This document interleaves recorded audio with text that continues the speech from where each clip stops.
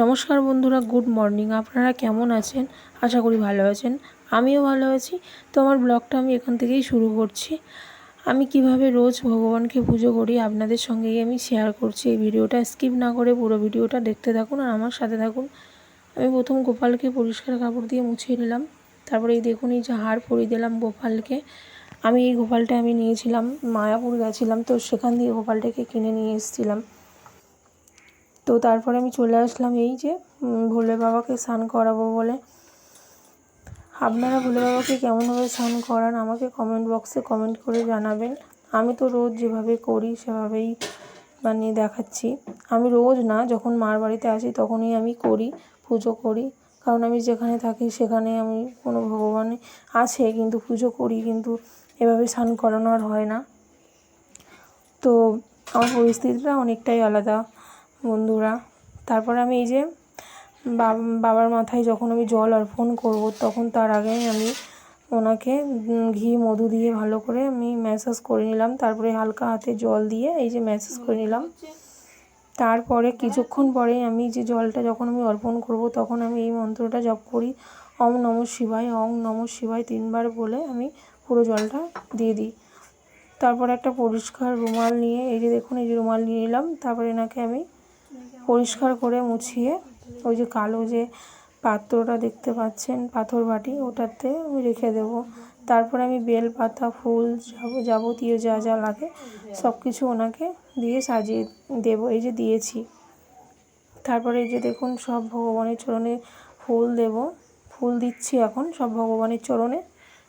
তুলসী পাতাও দিয়ে দিচ্ছি।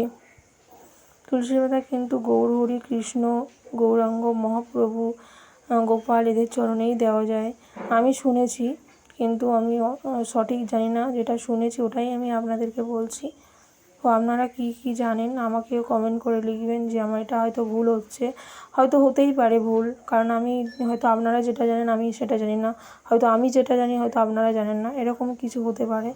তো সেই জন্য যেটা আমি জানি সেটাই আমি আপনাদেরকে শেয়ার করছি। আমি যেভাবে করি, যখন আমি মার বাড়িতে আসি তখন এভাবেই পুজো করি। আর আমি ছোটো দিয়ে এভাবেই শিখেছি। যখন আমার জ্ঞান হয়েছে, যখন আমি পুজো করতে জেনেছি, তখন কিন্তু আমি এভাবেই করেছি আর এখনও করছি।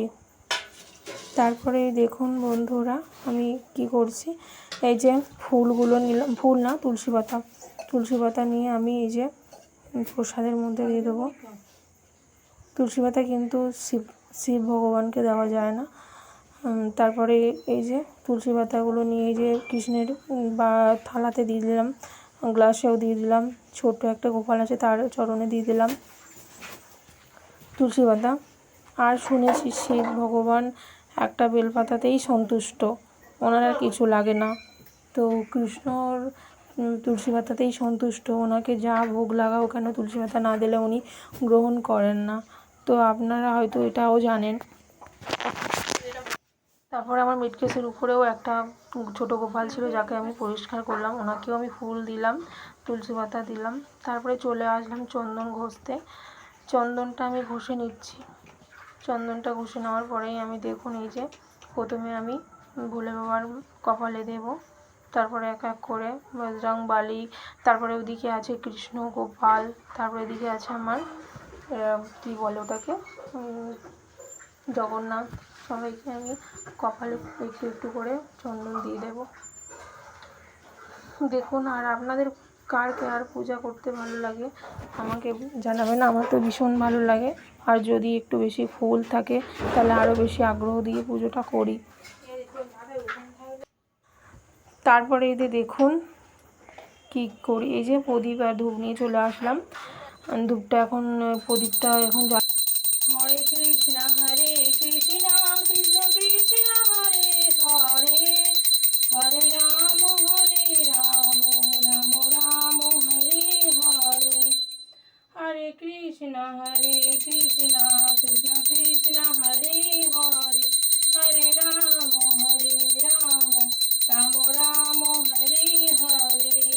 শ্রীকৃষ্ণ গোবিন্দ হরে মুরারি, শ্রীনাথ নারায়ণং বাসুদেব। শ্রীকৃষ্ণ গোবিন্দ হরে মুরারি, শ্রীনাথ নারায়ণং বাসুদেব। হরে Krishna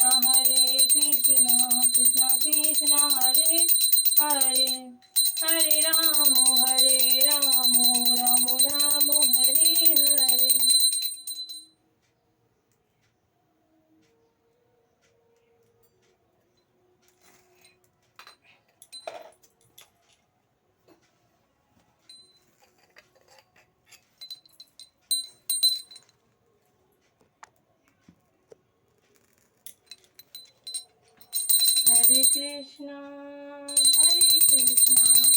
Krishna Krishna, Hare Hare, Hare Rama, Rama Rama, Hare Hare.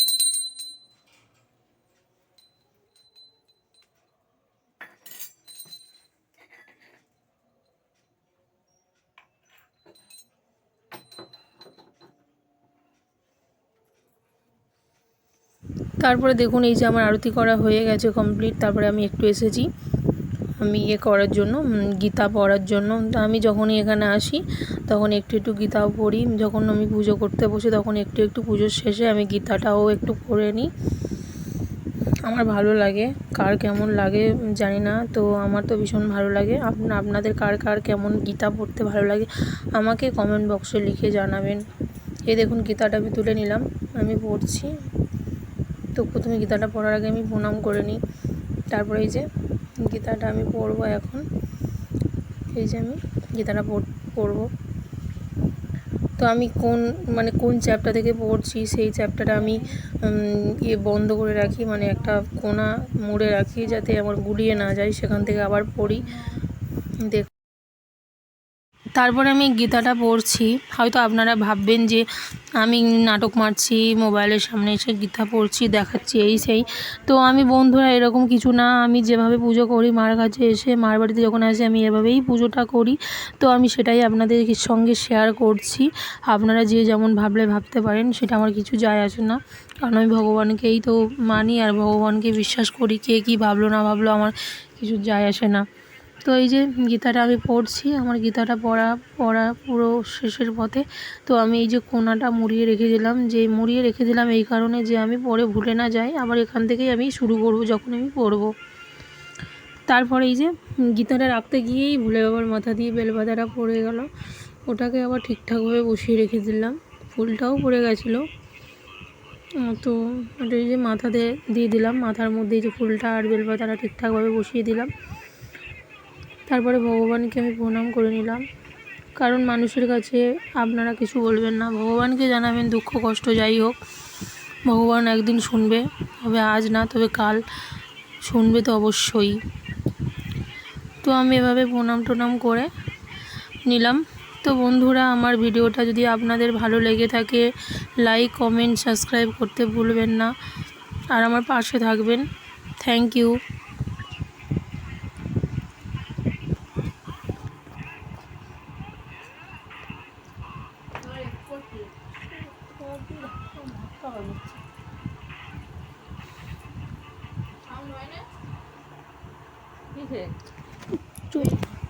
চুপ কর।